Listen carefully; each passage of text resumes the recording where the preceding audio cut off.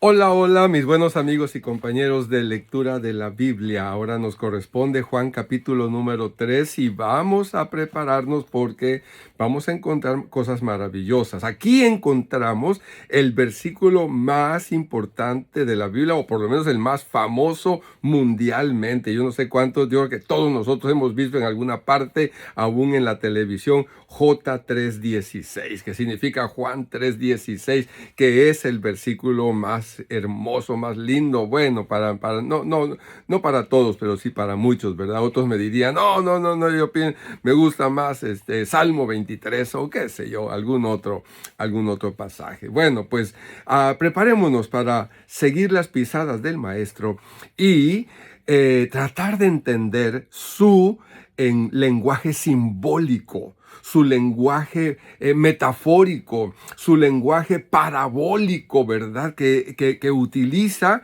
y de manera especial en este Evangelio de Juan. Es muy importante, ya lo vimos en los dos capítulos anteriores de Juan y ahora lo vamos a ver en el tercero y luego en el cuarto y continuamente en todo el resto del Evangelio de Juan de manera muy especial cuando habla y dialoga, como lo vamos a ver en este caso con Nicodemo, que Nicodemo lo entiende literalmente, pero Jesús insiste en lo espiritual. Bueno, no me adelanto, pero dice así la bendita palabra de Dios. Había un hombre de los fariseos que se llamaba Nicodemo, un principal entre los judíos. Realmente los fariseos tenían una gran importancia, una gran influencia social, porque eran los que se encargaban de el control de las sinagogas.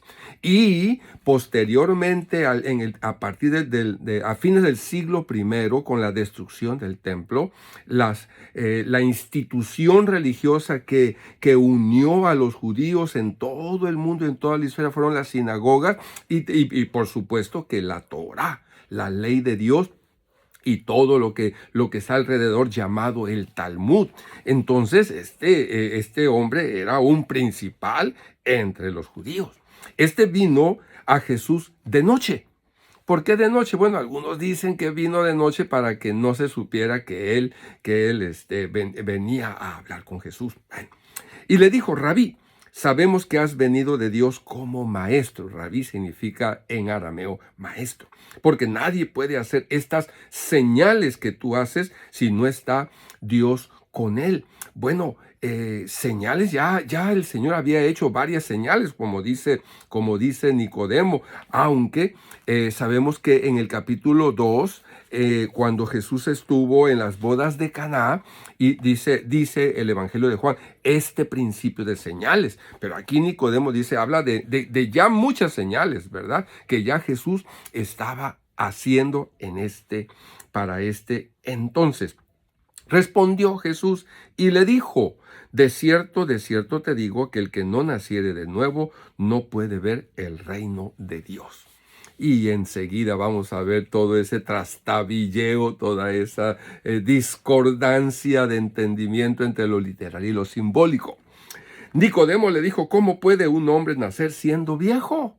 Literalmente lo entendió. ¿Puede acaso entrar por segunda vez en el vientre de su madre y nacer? Respondió Jesús: de cierto te digo que el que no naciere de agua y del Espíritu no puede entrar en el reino de Dios. Nacer de agua y nacer del Espíritu. ¿Qué significa eso? Bueno, seguramente enseguida lo explica el Señor. Lo que es nacido de la carne, carne es, y lo que es nacido del Espíritu, Espíritu es. Muy probablemente a esto es lo que se refería, al nacimiento físico y al nacimiento espiritual, cuando uno le abre su corazón a Dios, se arrepiente de sus pecados y hay un nuevo nacimiento. Totalmente. Si no lo has experimentado, te invito para que lo hagas en este momento, y decirle: Señor, yo quiero experimentar ese nuevo nacimiento. No te maravilles de que te dije: os es necesario nacer de nuevo. El viento sopla de donde quiere y oyes su sonido, mas ni sabes de dónde viene ni a dónde va. Hablando del viento físico, pero enseguida el Señor lo aplica espiritualmente. Así es todo aquel que es nacido del Espíritu. Pues la palabra espíritu viene de la misma raíz de viento en el griego, que es neuma, como neumático, ¿verdad? Como neumatología, etcétera. Respondió Nicodemo y le dice, ¿cómo puede hacerse esto? Vean ustedes, aquí tenemos a un hombre que interpreta las cosas muy chuecas, digo literalmente, pero es preguntón. Es preguntón y pregunta, cuestiona, y así nosotros también tenemos que hacerlo con nuestros líderes de las iglesias. No esperemos que ellos tengan todas las respuestas, pero vamos avanzando en un proceso. Y vean ustedes cómo Nicodemo nos pone a ti y a mí el ejemplo de preguntar y preguntar aunque la reguemos. Nicodemo le dice, ¿cómo puede hacerse esto? Respondiendo Jesús y le dijo, ¿eres tú maestro de Israel y no sabes esto? De cierto te digo que lo que sabemos hablamos y lo que hemos visto testificamos y no recibís nuestro testimonio. Si os he dicho cosas terrenales y no creéis, ¿cómo creeréis si os dijere las celestiales? Que Jesús comenzara a hablar de todo lo que hay en el cielo. Pues, ¿cómo iba él o nosotros a creer, verdad? Algo que no hemos visto ni comprobado. Nadie subió al cielo sino el que descendió del cielo, el Hijo del Hombre que está en el cielo. Y aquí pareciera que por el tiempo gramatical, tiempo verbal, está diciendo algo, pero que enseguida lo explica. Y como Moisés levantó la serpiente en el desierto, aquella vez cuando los judíos iban saliendo de Egipto, iban caminando por el desierto y hubo todo ese problema con la serpiente, empezaron a morir gente, Moisés clama a Dios y el Señor de una manera extraña le dice, hazte una serpiente de bronce, ponla en un asta y cuando una persona sea picada por la serpiente va a tener tiempo suficiente para poder llegar, mirar la serpiente y ser sano. Y aquello que sucedió allá en aquel entonces, ¿qué significado, qué simbolismo, qué razón tuvo Dios? Bueno, pues aquí hasta aquí, 1000 años o 1500 años después, tenemos la explicación. Cómo Moisés levantó la serpiente en el desierto, así es necesario que el Hijo del Hombre sea levantado, refiriéndose a él, para que todo aquel que en él cree no se pierda, mas tenga vida eterna. Jesucristo fue levantado en la cruz, murió en la cruz, para que tú y yo pudiésemos creer que ese sacrificio es una paga por nuestros pecados. Como dijo Juan el Bautista, capítulo número 1, he aquí el Cordero de Dios que quita el pecado del mundo. Bien. Y luego viene el verso 16. Porque de tal manera amó Dios al mundo que ha dado a su Hijo unigénito para que todo aquel que en él cree no se pierda, mas tenga vida eterna. Algunos han dicho que este es el versículo, y yo lo creo, el más grande de todos, ¿verdad? ¿Por qué? Porque habla de la persona más grande que es Dios, del sentimiento más grande que es el amor, de la dádiva más grande que es su Hijo unigénito, y la condición más grande que es creer, y el resultado más grande que es no perderse y tener vida eterna, etcétera, etcétera. Oh, qué maravilloso versículo. Bien, seguimos. Porque no envió Dios a su Hijo al mundo para condenar al mundo, sino para que el mundo sea salvo por él. El que en él cree no es condenado, pero el que no cree ya ha sido condenado porque no ha creído en el nombre del unigénito Hijo de Dios. Recuerda que esto está en el contexto de cuando Moisés levantó la serpiente. Entonces, todo mundo hemos sido engañados y contaminados por el pecado, y ese pecado nos condena.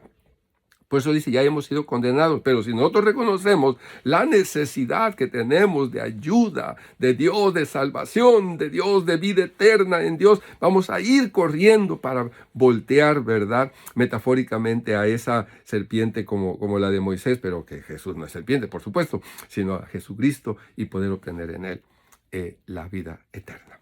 Y esta es la condenación, que la luz vino al mundo y los hombres amaron más las tinieblas que la luz, hablando de Cristo. Acuérdate que el capítulo 1 dice, a los suyos vino, pero los suyos no le recibieron, ¿verdad? Más a todos los que le recibieron, tú, yo y otros, les dio potestad de ser hechos hijos de Dios. Pues, bien, porque todo aquel que hace lo malo, aborrece la luz y no viene a la luz para que sus obras no sean reprendidas, pues para que no sean acusados, señalados, criticados, que están mal, ¿verdad? Tanta gente poderosa que hace todo lo malo en lo oscurito para que no sea visto, ¿verdad? Porque entonces el pueblo se levantaría contra tanta gente mala, perversa, egoísta y endemoniada que hay terriblemente en el mundo. Pero ya estamos en otro tiempo, gracias a Dios, porque estamos en otro tiempo y con la ayuda de Dios y leyendo su palabra y platicando y estudiando, vamos a poder liberarnos de todos esos engaños. Mas el que practica la verdad viene a la luz, para que sea manifiesto que sus obras son hechas en Dios. Aleluya. Después de esto vino Jesús con sus discípulos a la tierra de Judea y estuvo allí con ellos y bautizaba. En Judea, el sur de Israel, y estaba con sus discípulos bautizando. Juan bautizaba también en Enón, junto a Salim, también muy cerca, o relativamente cerca, porque allí había muchas aguas y venían y eran bautizados, porque Juan no había sido aún encarcelado. Entonces hubo discusión entre los discípulos de Juan y los judíos acerca de la purificación. ¿Qué fue lo que discutían acerca de la purificación? Bueno, no lo sabemos. En otras porciones de la Escritura encontramos que fariseos y judíos, ¿verdad?, religiosos, discutieron con Jesús acerca de la purificación del lavatorio de las manos, etcétera. Quizás en esta ocasión acerca del bautismo, si era realmente válido o no válido para un judío ser bautizado, porque el bautismo era para los no judíos. Entonces, quizás por ahí iba esa discusión. Y vinieron a Juan y le dijeron: Rabí, mira que el que estaba contigo al otro lado del Jordán, de quien tú diste testimonio, bautiza, y todos vienen a él. Respondió Juan y dijo: no puede el hombre recibir nada si no le fuere dado del cielo. No puede recibir dado del cielo. Vosotros mismos me sois testigos de que dije: yo no soy el Cristo, sino que soy enviado delante de él. Juan sabía muy bien que era, o tal vez no bien, porque en alguna ocasión mandó a sus discípulos a preguntarle, ¿verdad? Como hemos visto en los evangelios pasados: ¿eres tú o esperaremos a otro? ¿Por qué? ¿Por qué razón?